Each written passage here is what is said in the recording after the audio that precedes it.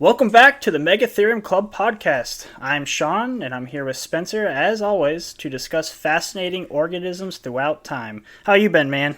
I've been pretty good. Getting ready for this fall weather. I'm so excited. Yeah, it's nice here in North Carolina where it's not 90 degrees plus 200% humidity. It's a nice 75 or a warm day of 80 Fahrenheit. Nice. But Yep.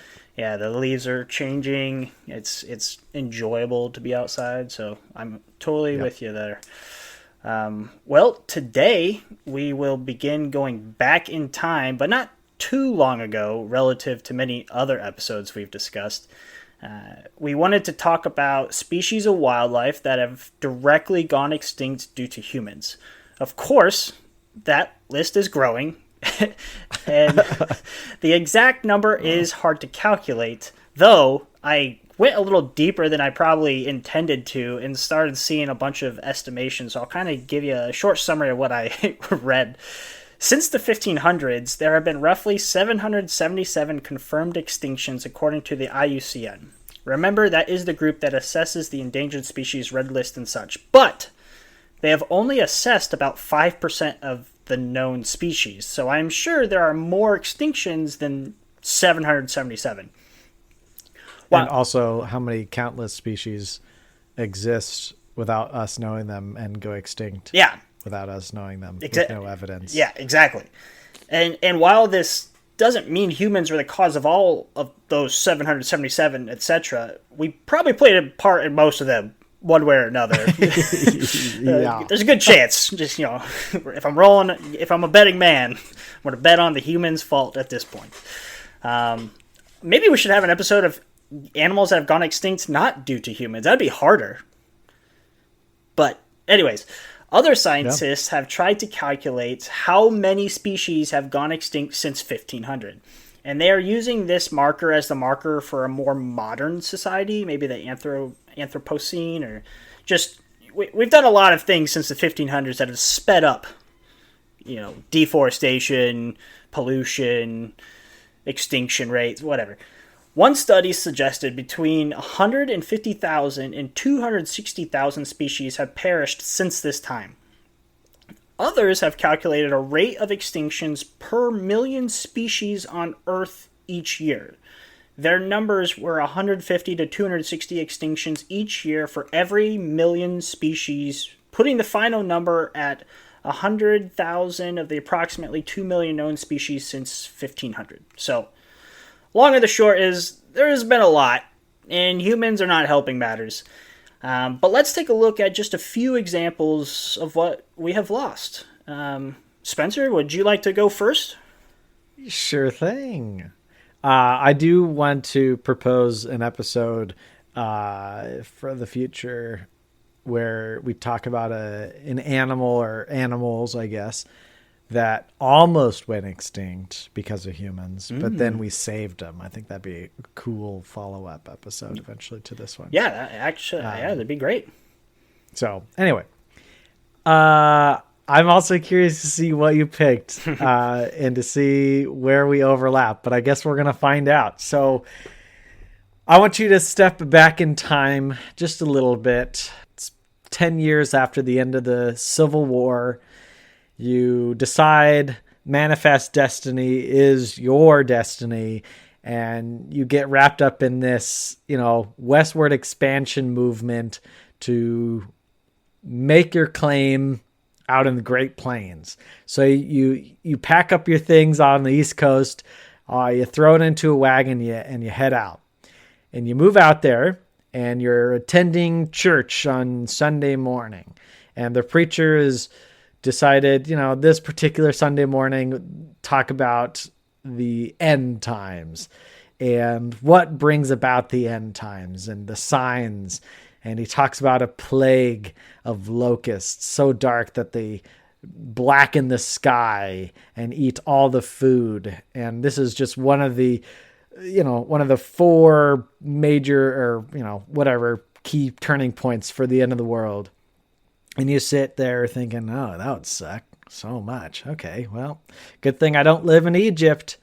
And so you head home later that day, and you're sitting there, and you're in the Great Plains. You're used to a nice thunderstorm every once in a while, and you notice a black cloud forming in the distance, and it's getting closer, and it kind of has a shimmer and a hum to it.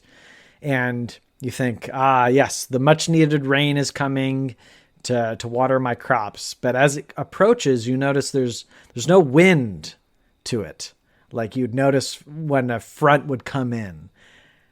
And then all of a sudden, the sky rains down on you. And it's not a storm, but it is a plague of locusts. Billions of insects descending, just covering every inch of your stuff. So many insects that it eats all of your crops down to the ground. It starts eating the clothes on the lines outside your house. They start eating the leather of the saddle that you had left out from this morning's ride. So many insects that you just don't know what to do, and you can't escape from it. And, all of a sudden, it's, not as fast as it came, but all of a sudden it's gone. And you're left with nothing. And you're thinking, is this actually the end times? And who knows? For those people that lived through it, it might have been just that. And what I'm talking about is a plague, or a swarm, not a plague, but a swarm of locusts that happened in 1875. And it's estimated that this particular swarm of locusts covered 200,000 square miles. So basically the state of California moved across the Great Plains and basically ate everything in its path. It's considered by estimates from witnesses and stuff, because, it's 1875. So we don't have pictures of it. We don't have anything but just recordings of the people who were there.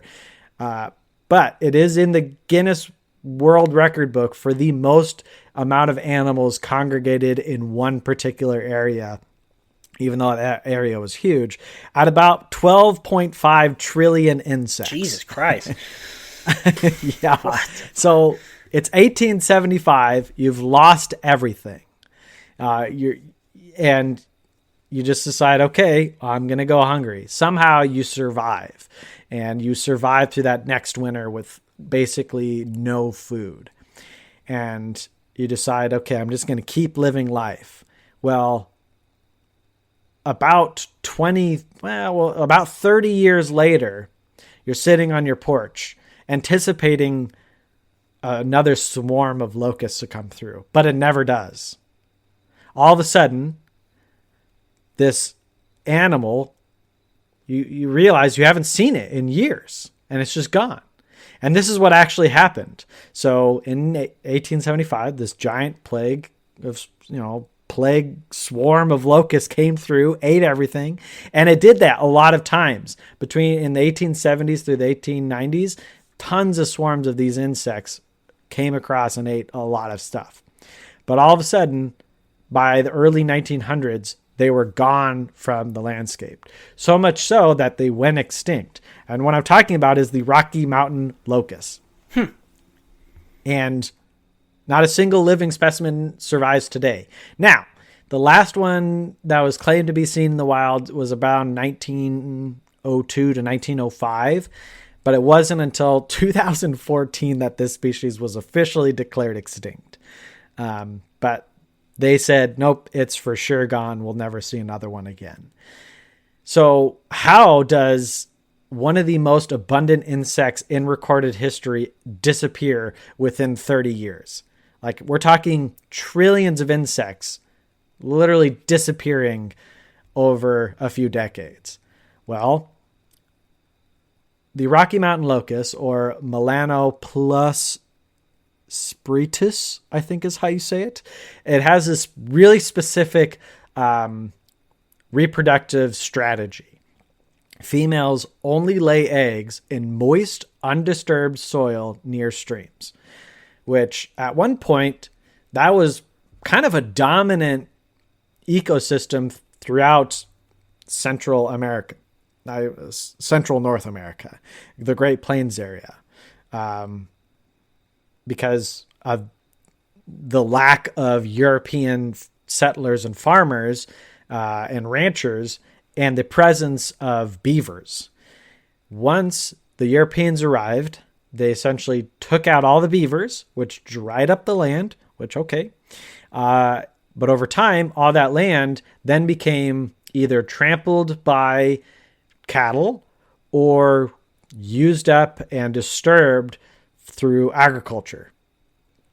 And so these locusts all of a sudden lost most of their breeding grounds, and what was still left was basically, again, diverted for agricultural use, and they were constantly adapting it and changing it for human needs, that they still couldn't get access to these streams. And so essentially, once Europeans established themselves on the Great Plains, the Rocky Mountain locusts had no chance of survival. And it's a weird thing, because you'd think that we as humans specifically went out of our way to stop them because they were agricultural pests. But their extinction is essentially a byproduct of the issues that they made for us humans by attacking our agriculture. So we didn't have to do anything about it. We just needed to plant and keep farming more in order to get rid of them. And that's exactly what we did. And they disappeared. And it's just one of the weirdest things that I think has happened in North America that not a lot of people know about is one of the most abundant locust species on Earth disappeared and is gone. And nobody realized until basically it was too late, and there was no way we could stop it. Now, I want to back up and quickly talk about what it means to be a locust and what that means in context. So a locust is just a migratory version of a grasshopper. Grasshoppers have the ability to become locusts once their populations increase large enough that they essentially are mashed together, like physically touching each other to the point where they're around each other, rubbing up against each other. And when you get that many grasshoppers in an area, they're rubbing up against each other. That causes a gene change within their body that essentially triggers a transformation. They essentially undergo a molt into a locust, which means that their wings grow bigger. They usually change color. And so now all of a sudden you've got something that can fly really well comparatively, but also flies together. And that's what creates these swarms. So once their populations decreased enough, they lost the ability to swarm. And then when that happened, it was over. They couldn't fly to get to these areas fast enough in order to actually breed. And then as crops changed, so people started doing better planting processes, or practices, I should say, they started to lose the ability to get that food earlier on or I guess it would be later on in the summer rather than earlier on in the spring. So their populations just crashed within a decade, and that was it. It was over. And what's quite interesting is we don't have a lot of specimens for them because entomologists at the time didn't really need to collect them because they were everywhere. They were just so abundant. It was like, well, we don't really need to grab any of them because we know that they're bad. We don't really need to study them all that much. We're not really going to collect them. And then all of a sudden they're gone, and now we don't have the ability to grab them. Until one of the most, I think, and this is kind of the most interesting aspect of this, is scientists can still go out into the field today and find them. Still out there in the wild. Not fossilized, because we're only talking, 100-ish years, but they find them trapped in glaciers. And so these swarming locusts, when they would fly on the edge of the Great Plains, sometimes the winds would essentially suck them up into the mountains and, into these valleys where the cold would then cause them to come crashing back down onto snow-packed areas within these valleys. And well, what happens is they crash and they land, they die because it's too cold for them. And then they get snowed, and then it shifts down a little bit, and then it snows a little bit more. And the glacier essentially traps them inside like amber.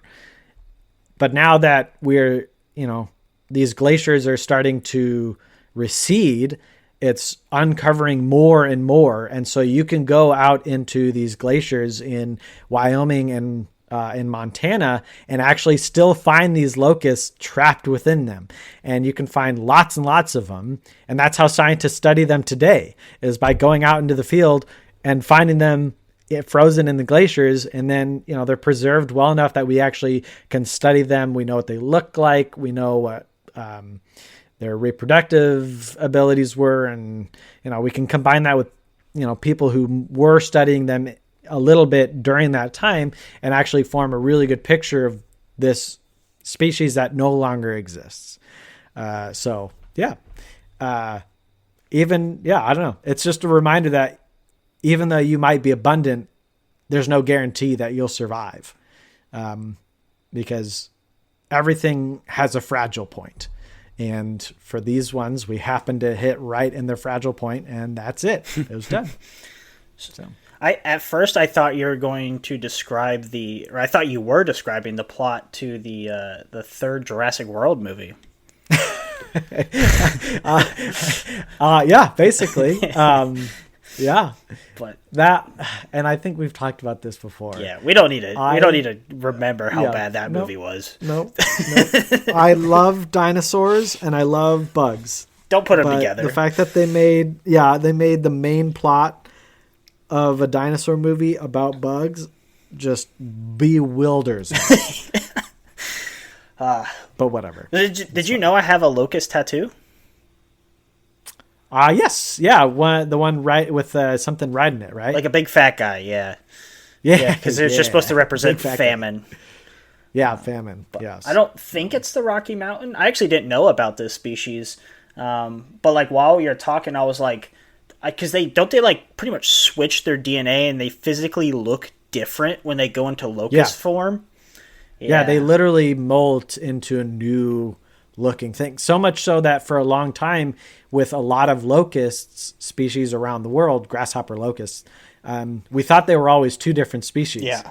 And it wasn't until we actually stopped and studied it and then were able to study the phenomenon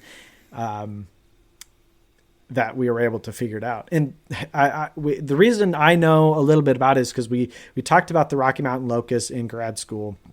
And then we also read a paper about how scientists figured out that it's like the physical touching of grasshoppers together that caused this, because they would take grasshoppers, like essentially put them on a little stand and then rub their legs. And they would do this long enough that it would trigger this genetic change in them. So imagine if we did this.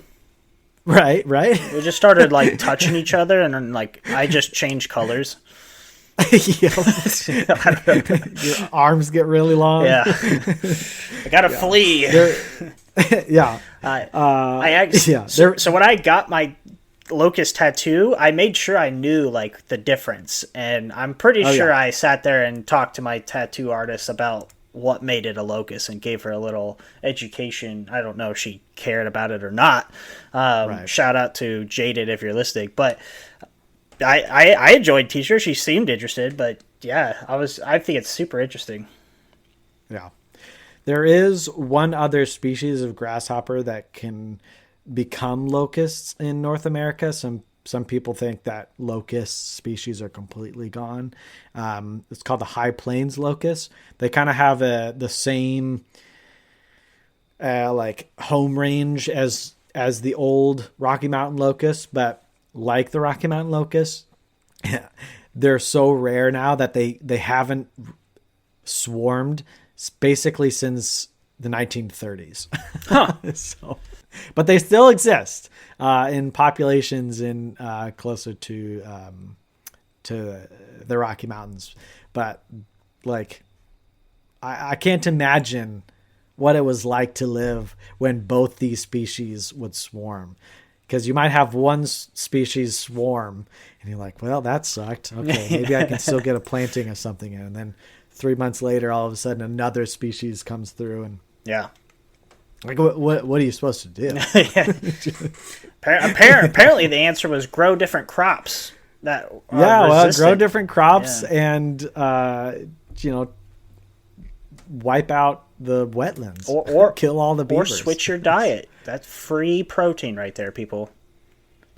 Honestly, that's what I was thinking. I was like, I'm surprised that people didn't because you can kind of dry them out. Yeah, and they'll last a little while. They had turn them into flour. Oh my god, they had protein flying to them. They did. What was going on? Says the vegan, but sustainability, people. Yeah. That's pretty awesome. Cool. That's a good topic. That was the one I thought that you might have done. No, I did not do that one, but in good old entomology fashion, I did choose an insect. And hey, there you go. Okay. But I wanted to dive into a species that I tell a lot of people about because of the organization I volunteer for. But honestly, I don't know that much about it until I prepared for this episode. And that is the Xerxes blue butterfly, or Glaucopsyche xerxes. Nice. And it's the reason the Xerxes Society, a non-profit organization for invertebrate conservation, has its name. It's supposedly the first insect, but now I'm going to say maybe the first butterfly that went extinct due to direct human causes. And the Xerxes blue got its name from the Persian king Xerxes I and II from the 5th century BC. The last seen individual was in 1941 or 1943. I'm not sure what the discrepancy was here, and I couldn't find why there's a discrepancy, but let's talk about it and why it came to be, or how it came to be extinct. This small iridescent blue butterfly was native to the area where San Francisco Bay is today. And when I say small, I mean about an inch, just a little guy. Its slender body is typical in the Lacanidae family. I hope I said that right. San Francisco used to consist of sand dunes along the coast, and in this area is where the Xerxes blue could be found. Its range did not expand very far, which probably allowed for its extinction to occur quickly. As is the case with many lepidopterans, these insects needed a host plant to lay its eggs. Think the monarch and milkweed. That's probably the best known example today, but others include like the pipevine for pipevine swallowtail. Shocker. Yeah. Pawpaw and zebra swallowtail, which was really interesting that I figured that out because I never saw zebra swallowtails growing up, and I also never saw pawpaw, even though pawpaw is known as like the Indiana banana. I think they grew in different areas for me because I never ended up seeing a pawpaw until I moved out of my like Northeast Indiana home. I still don't think I've seen a pawpaw. Oh. I know they're real, but part of me thinks that they're fake. People are just making it up. Well, I've still never seen a zebra swallowtail, but I have seen pawpaws now. They're kind of cool. I don't know if I've eaten one, but okay. Yeah, maybe you just need to go to Indiana, man. Yeah, sounds like it. Okay. And prickly ash for giant swallowtails was another example I had. Xerxes blues liked deerweed, a plant found in the sandy area that has yellow flowers. Some of you might be thinking, oh wow, I have never thought about San Francisco having sand dunes. And I was the same way. Well, once settlers arrived and quickly realized the strategic importance of the San Francisco area as a port, the sandy areas were soon to be replaced with a concrete jungle, and bye-bye goes the Xerxes blue. No proper habitat, no more butterflies. But is that all to the story? Not exactly. While there are other threatened species of butterflies, such as the monarch and the Carner blue, the Xerxes blue is the only species of butterfly to go extinct in North America, I believe. Other species of butterfly also lived in this area of pre-modern San Francisco, and other species used deerweed as a host, but only the Xerxes was wiped away or, went extinct. California is known for its beautiful geography, and that has also allowed it to be a very biologically diverse state, especially with butterflies. The mountains have allowed for speciation to occur by creating so many different types of habitat. But they also functionally cut off populations over time, creating islands, as is the case for the Xerxes blue. The sandy area of San Francisco over millions of years became the haven and graveyard for the Xerxes blue because they were found nowhere else and couldn't quite leave due to the ocean on one side and high mountain ranges on the other. There are other butterflies out there right now in similar island-like situations in California even, such as the veined blue, the San Emigdio, and the Palos Verdes blue. And they can only be found in their respective areas of San Francisco and the surrounding area. While Indiana does not quite have the geography that California has, if you weren't aware, this island effect is something that is hurting the Karner blue as well, that needs habitat and flora that only exists in the sandy dune areas around Lake Michigan. And that's a really interesting story too, because I think the Indiana Dunes, which is a recent national park, if you weren't aware, had a really large population of these Karner blue. And I think somewhere around like 2012, 2014, boom, no more. Just like a drought or something wiped out the plants they needed. And while the plants may be able to recover over time, the blues couldn't. And so they've kind of been extirpated from Indiana, I believe, and there's a lot of efforts to like save the populations that are elsewhere. As far as the other butterflies that lived in the San Fran area, well, they had populations elsewhere to fall back on. They did go locally extinct that were in that San Fran area that the Xerxes blue were, but continued to thrive elsewhere. Luckily, when their populations split due to mountains, the other ones continued to thrive, while somehow the Xerxes just got trapped there. The Xerxes blue today serves a legacy to remind us of how delicate island habitats are and is a symbol for invertebrate conservation across the nation and even the world. The Palos Verdes butterfly is currently going through something similar, even though it lives in a hillier area that's normally more protected due to it's hard to do stuff in mountains or build homes in mountains. But as you probably have seen in the San Francisco area and other parts of California, people have eventually learned to develop in mountains. And so their populations are starting to be devastated as well. And in fact, at one point, I don't know like if they're doing this at the time consciously or there's just like no one to stop them, but it seems like there was a chunk of land in this hillier section of San Francisco that they're like, well, this might be the last habitat for these Verdes blue butterflies, but we really need a soccer field right here. And so they just done, and they thought they went extinct, but they found like a very small population a little bit, a few miles away, 10, 15 or something like that. Like now that's its last haven. And they actually have like a breeding program now for these, and it's considered one of the rarest butterflies in the world due to it being in one location, probably like a couple hills of San Francisco. But that was the butterfly I wanted to talk about, and I'm glad we both talked about insects.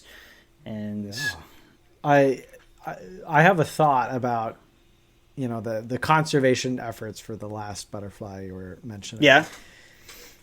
I want to know how difficult it is to go to some sort of funding source and say, give us money. We found one hill that has this population of butterfly. Yeah.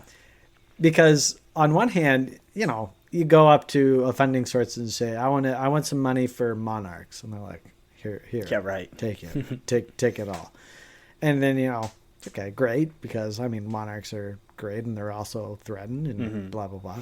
But then you go up and say, yeah, we found one hill that has these butterflies. Yeah. Like how, yeah, I get it. Like, let's save it. But how difficult would it be for someone to just say, well, what's the point? Yeah. you know. I mean, yeah, And that's got to be pretty hard. I mean, at one point they thought they were destroying the last area, and apparently nothing was able to stop it, or like there wasn't enough of a concern. They're like, we're probably making this extinct. Like, yeah, and it's like, how do you come back? Like, how do you rebound after that and say, no, please give us money to like actually say like create a breeding program? I mean, it's unbelievable, and it's unbelievably cool that they were actually able to do that. Yeah, because I don't know, I remember in grad school, just my advisor he'd go to like this city, you know, and ask for money. Yeah. And we're talking about, you know, forest pest insects like emerald ash borer. Oh yeah, devastating and stuff like things. That. And it'd be like pulling teeth to get him to fund anything. Yeah, let's save this tiny little butterfly that 99% of you have never seen and still never will. See. Yeah. Even if we do save it, you still won't see it. Yeah. Like, what impact is this little thing having on the ecosystem? Yeah, that's hard to say. Like, where's the line? Kudos for them for doing that type of work, because you know they aren't making money off it either. No, it's just so intrinsically good. Yeah, as like it's one of those just like, yeah, we're trying to save this one little butterfly species. Yeah, because we've already lost these other similar ones, and we don't want to lose another one. Mm-hmm. Like, that's such an intrinsically good human thing to experience, which is not a common thing these days. No, it's not. So good for them. Anyway, that was my quick little thought at the end of your spiel. Do you think we have time to go over one more? I'll make it semi-quick. I think so. I can go through. I think we can each do our second one and kind of make it quick. So yeah, I'll go. We'll take turns here. Okay. Again, let's step back in time a bit. And late 1800s, you are a little boy in southern Ohio.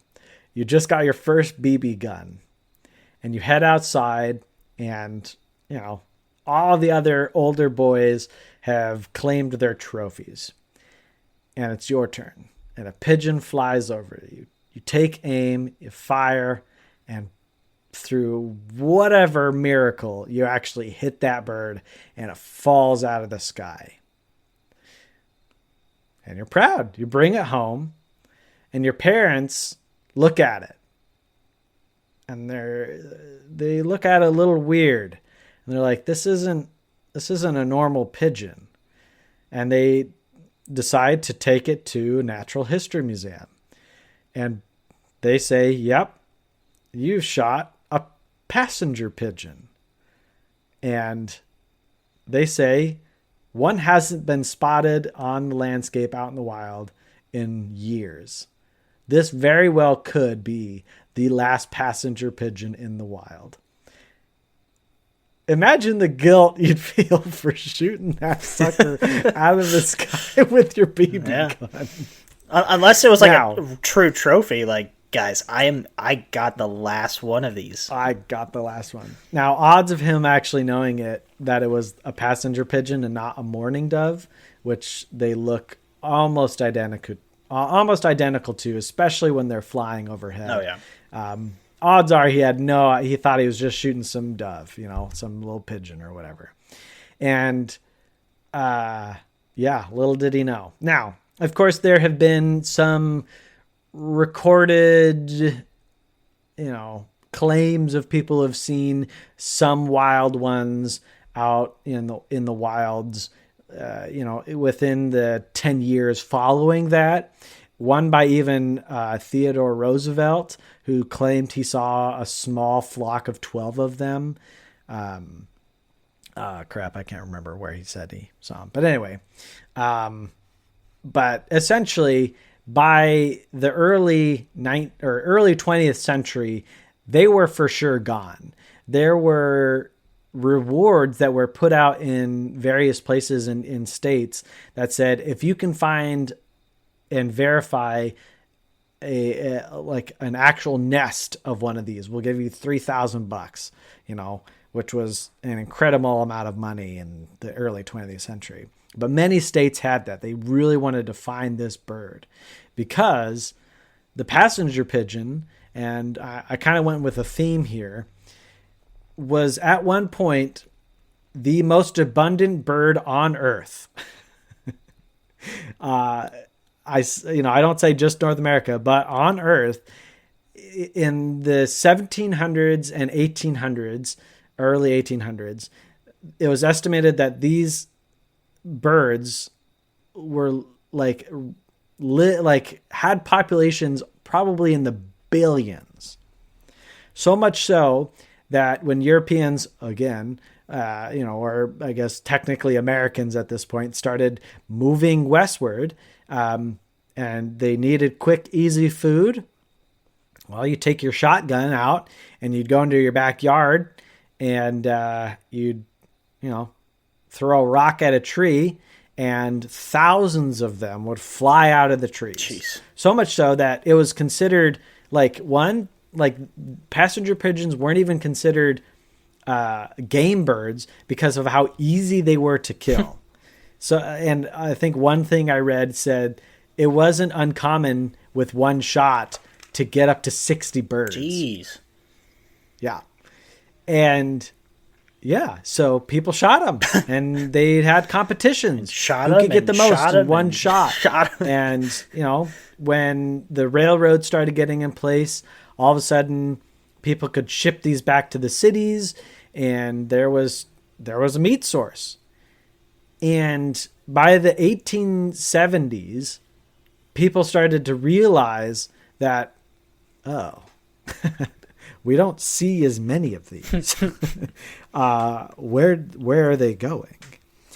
Their bellies. And exactly. And in 1914, Martha, the last known passenger pigeon, died in captivity. She was born in captivity, died in captivity in the Cincinnati Zoo in 1914. Her body was then sent to the Smithsonian, where it was taxidermied and was put on display, and every once in a while is brought out, and you can sometimes go see Martha. I don't know if they have her permanent display. I don't think so. I worked there and I didn't get to see her, but she died in captivity. She had two males. They both died about 5 years-ish before her. So she was what's called an endling, which I'd never heard that term before. It just refers to the last of a species. Oh. And so she was her species endling. And for about 4-ish years, she was alone on the planet, which, I get that she probably doesn't, a passenger pigeon probably doesn't have the capacity to realize I'm alone. There's no one else. But it's still so morbid in a way, and yeah. So luckily people started to notice their population starting to crash, and there were efforts in places to curb their hunting, but it was a little too late. So they're hunting in addition to the fact that these birds rely a lot on seeds like acorns, beech nuts, and chestnuts. And as we moved and colonized more and more of the eastern deciduous forests, they lost a lot of their habitat. And, it was through deforestation and things like that, and just general habitat loss. And then obviously the hunting on top, they started to decline. They were gone. And yeah, they hit this thing called the Ali effect, where a population drops so low where it can no longer sustain itself. You might have individuals in the wild, but passenger pigeons, they relied on their large populations in order to outcompete the predators that would eat them, because they were, like a lot of pigeons, kind of slow, not the smart, but not the most gracious birds in the world. And they survived because there were so many of them. or at least kind of this was what was thought. But there's been some studies shown that the passenger pigeon, like a lot of the trees that they relied on in order to, get their food source, they had ebbs and flows in their population. And so thousands of years, their populations might get really low because the trees essentially aren't masting or whatever, producing lots of food at one particular time. And there was even some thought that, okay, what affected, the indigenous populations of North America have when their populations started to skyrocket 16 to 13,000 years ago in these areas. And every study just basically showed that, yes, indigenous people had relationships with them. They knew about their existence. They hunted them, but they didn't hunt them to the extent that they had any sort of effect on their population. And the thing that I read literally called it a neutral relationship with them. So, yeah. And just like the locust, it's just a cautionary tale, right? We have all these animals that we think, they're fine. There's billions of them. There's no way we can see these things vanish from the landscape. But in reality, they can. And the Rocky Mountain locust was gone within 30 years. And the passenger pigeon within a half a centennial calendar, they were gone. So, yeah, there we go. Passenger pigeon. Dang. Kind of scary. I almost thought you were going to talk about the passenger pigeon for your first one when you started talking about them, like darkening the skies. But oddly enough, we I don't know. We had a pattern, like you had your like darken the skies pattern there, like a super abundant pattern. Well, I kind of stayed on theme for mine, but also like you did a bug, I did a bug, you did a bird. Now I'm going to do a bird. It's like we didn't plan this, folks. Our outfits are matching by coincidence. Yeah. The second animal I wanted to discuss is probably one of the most famous, not to like one up, but I think it's one of the most famous that we as humans have caused to extinct.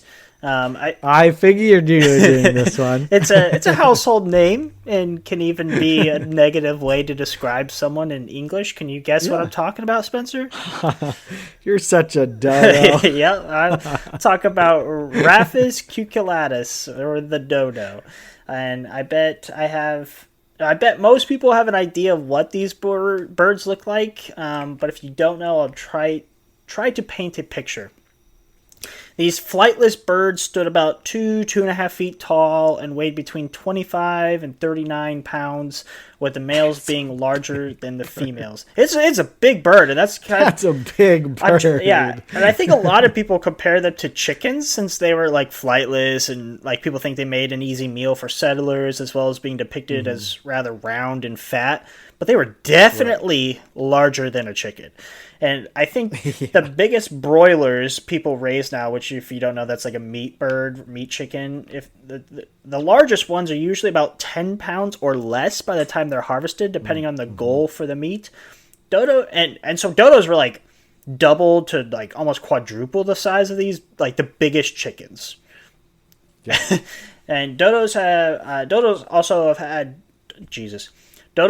had very different beaks from chickens, being longer, stronger, wider, and they are often like depicted as different colors, like green, black, or just like a typical yellowish.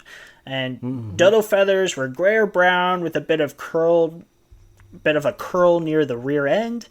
And they didn't have a comb or wattles like a chicken either. And I'm saying all this to really convince you that they just didn't look like a chicken, even though they just get compared to them a lot. In fact, dodos are flightless pigeons, which is really funny. You're talking about a pigeon, now I'm talking about a pigeon, but their closest relative alive today is the Nicobar pigeon. And this the family that consisted of dodos and other flightless extinct birds is Columbidae, and there were even more close relatives to them that were flightless pigeons that are no longer with us now.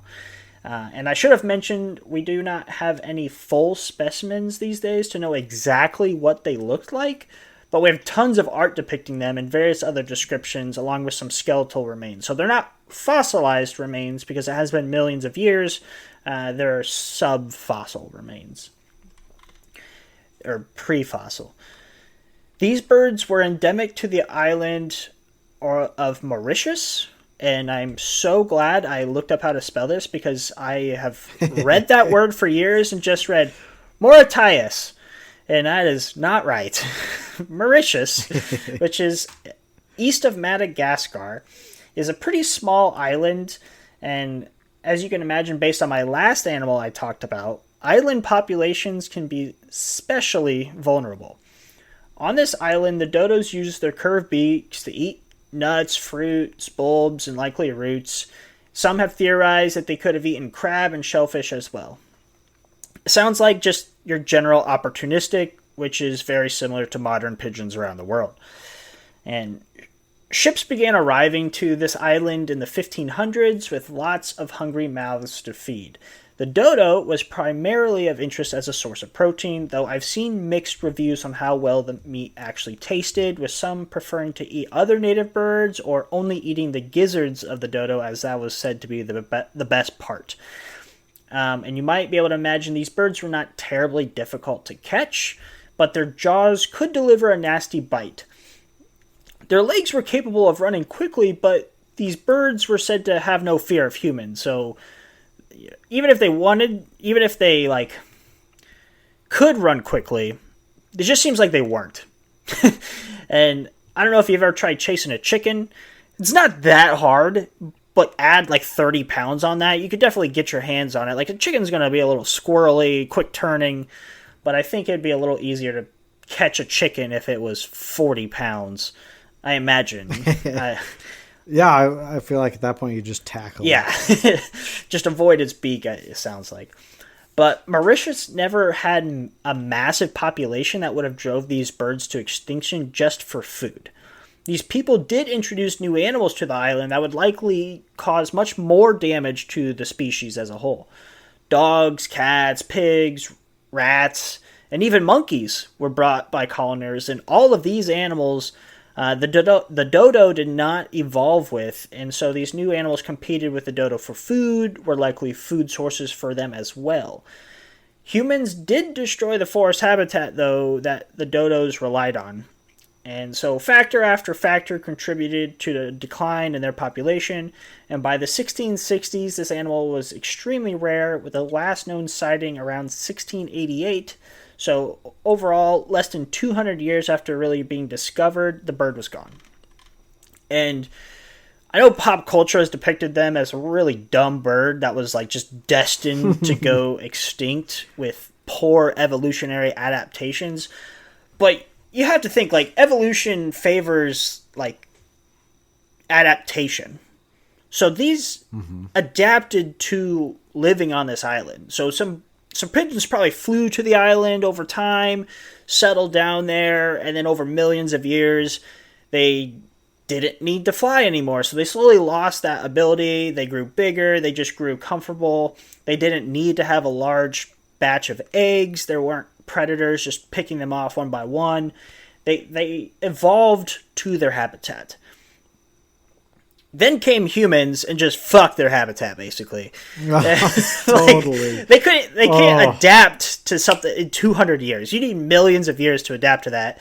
And they also just weren't that dumb, I guess. I guess this is relative, right? So their brains were about the same size body. Their brains were the same ratio of size to their body as pigeons are today. So, but then again, pigeons today aren't really geniuses when it comes to bird species, so yes, it kind of still fits, but they weren't especially dumb for birds. They're just birds, I guess. Well, they were just comfortable. Yeah. They were living that island lifestyle. Oh yeah. You know? They didn't die because they're just so dumb. They died because we did a lot of we threw a lot at them in a very short amount of time, and they just couldn't overcome that. So the dodo, everybody. Terrible. Oh, I love them. So you're telling me that the depiction in the documentary Ice Age in the early 2000s is not accurate? No, in fact, that they didn't go extinct during the Ice Age. So, yeah. And a giant ground sloth didn't cause them to go extinct or whatever happens in the movie. The last melon, and they all just dive off the cliff. There goes our last female. Man, you can tell I've seen that movie a few times. Oh my god. Yeah. Classics. Yeah, good choice. I was hoping one of us would pick the dodo, and I had a hunch that you might pick the dodo. So obviously, you know, when you look up a list of species that went extinct from, you know, by human causes, like the dodo is one of the first things that pops up. Oh, for sure. But I had like not forgotten that the Rocky Mountain locust existed. But it wasn't on my, like, I knew I wanted to talk about passenger pigeon because they're amazing.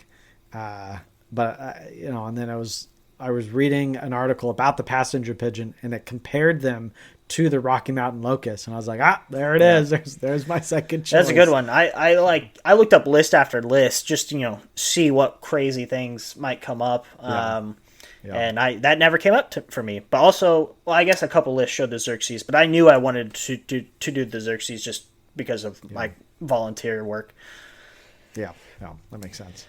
But awesome. Sounds like we have a couple episodes in mind for the next ones. A couple themes for the next episodes. Themes? Yeah, not bad. And if you want to write us and give us a theme, please reach out. You can comment on our videos. Michelle commented on all of our podcast videos. Oh. I'm not quite sure if this is a Michelle I know. If it's the Michelle I think you are, I'm giving you a shout out. If it's just a random Michelle, she just posted the same thing on like 5 of our episodes. She just really wanted, yay podcast, and I was like, yep, this is perfect. No changes. Okay. No suggestion on a theme though. No, but if you want to do that, you can certainly comment on any of our videos. I'll look at them, but you can also email us megatheriumclubpodcast@gmail.com. Awesome. And I think we'll end it there. How?